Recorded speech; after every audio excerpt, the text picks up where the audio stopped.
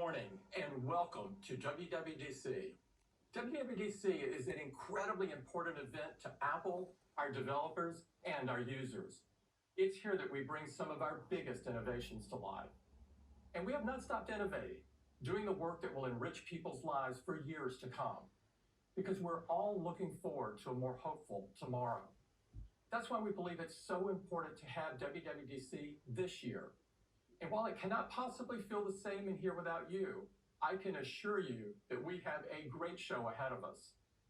This year, we're delivering the conference in a whole new way to all of you around the world, directly to your home. And we want to welcome you to our home here at Apple Park. I'd like to first talk to you about two big things that are happening in the world right now. To start, I want to address the topic of racism, inequality, and injustice, and to recognize the pain being felt throughout our nation, especially in our Black and brown communities after the senseless killing of George Floyd. And while the events of this past month are sadly not new, they have caused us to face long-standing institutional inequalities and social injustices. This country was founded on the principles of freedom and equality for all.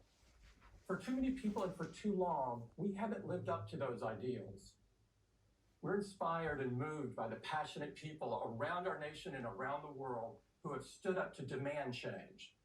We must all aim far higher to build a future that lives up to our ideals. This means taking action. 2 weeks ago, we announced Apple's Racial Equity and Justice Initiative with a commitment of $100 million.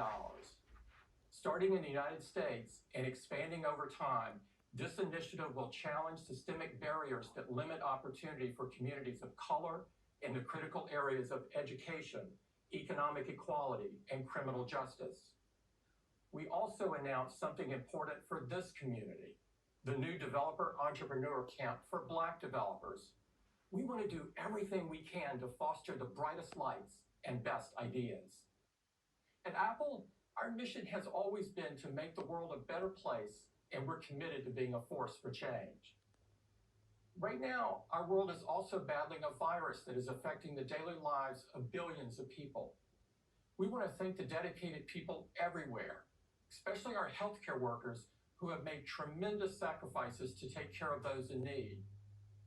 We've also seen the profound impact our products have had.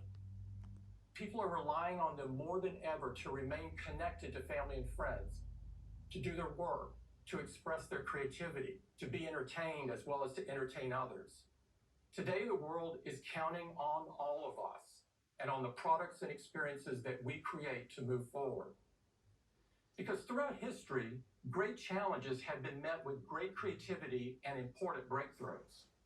That's why we're so excited about this year's conference. This is going to be truly a unique week, delivered unlike any that we've done before. There will be more than 100 engineering-led video sessions, one-on-one consultations with Apple engineers, developer forums, and so much more delivered to you from different locations right here at Apple Park. And this year, the conference will be available to our entire community of 23 million developers, as well as anyone who is interested, for free. Presenting the conference in this way allows us to be more inclusive than ever. Perhaps this will inspire the next generation of developers. So even though we can't be together in person, in some ways we're going to be more together than ever. Today, we're going to push each of our platforms forward in some exciting and breakthrough ways. With that, let's get started by sending it over to Craig.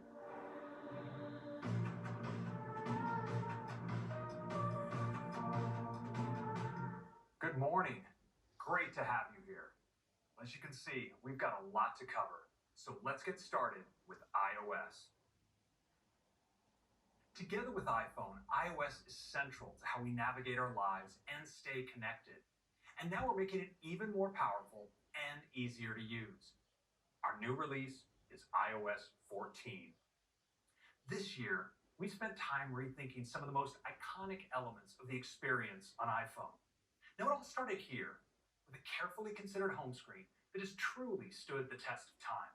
Of course, over the years, we kept the fundamentals largely the same, but carefully added features, like folders for organizing your apps, widgets for quick information, and personalized experiences powered by on-device intelligence that serve up just the right thing at just the right moment.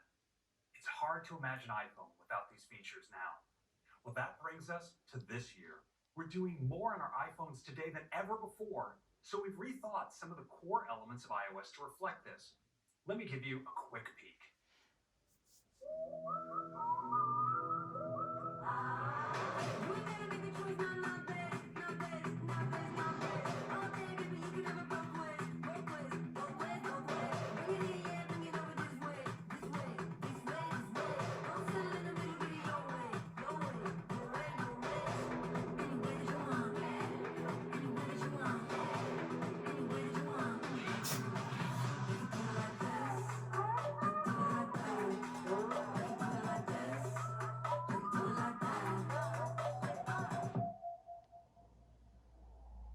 This is going to be amazing. Let's dig in, starting with the home screen. Today's home screen works great, but as we get more and more apps, we can end up with this. Lots and lots of pages. And we tend to forget what's beyond the first couple. Wouldn't it be great if there were a way to organize all of those apps without doing a thing? Well, this year we're doing just that with something called the App Library. It's a new space at the end of your home screen pages that automatically organizes all your apps in one simple and easy to navigate view. Let me show you. Here's my home screen. Now, like you, I have muscle memory built for the first page or two, but when it comes to all of these pages, well, honestly, I've lost track of where a lot of things are. And that's where the App Library comes in. You can see that all of my apps are automatically organized here. In fact, now with the App Library, I actually don't need all those pages for all my apps. So we created an easy way to hide app pages. I just go into jiggle mode, tap the dots at the bottom, and check this out. I get a zoomed out view of all my app pages. I can simply tap to hide the pages I no longer need, just like that. And now with those pages hidden, App Library is always just a swipe or two away. So here in App Library, getting to the app I'm looking for is really easy. Up at the top, I have the search field, and I get all my apps organized from A to Z. Now over here on the upper left, I have suggestions. It uses on-device intelligence to show me the apps that I'm likely to need next. And on the right is recently added, giving me access to the apps that I've recently downloaded from the App Store. And below are intelligently curated categories. So I can tap into a category like Apple Arcade and see all of my apps in that category. Well, now let's go back. You may notice that in each of these categories, the apps I use most are right here at the top level. So I can launch one of these directly with just a tap. So that's App Library. We think this is going to make it easier than ever to get to your apps. Next, let's turn to widgets. Today, widgets help you get information at a glance, but a lot has changed since we first introduced these. Now we have Apple Watch, where we're able to surface so much information on a small screen that you wear on your wrist. Well, this year, we're taking all that we've learned to create a completely reimagined experience for widgets. To start, they're more beautiful and data-rich, and we're introducing different sizes so you can choose one that best fits your needs. Let's take a look at them in iOS 14. So let's swipe over to Today View and take a look at our new widgets. They're just beautiful. And the new designs are more data-rich than ever.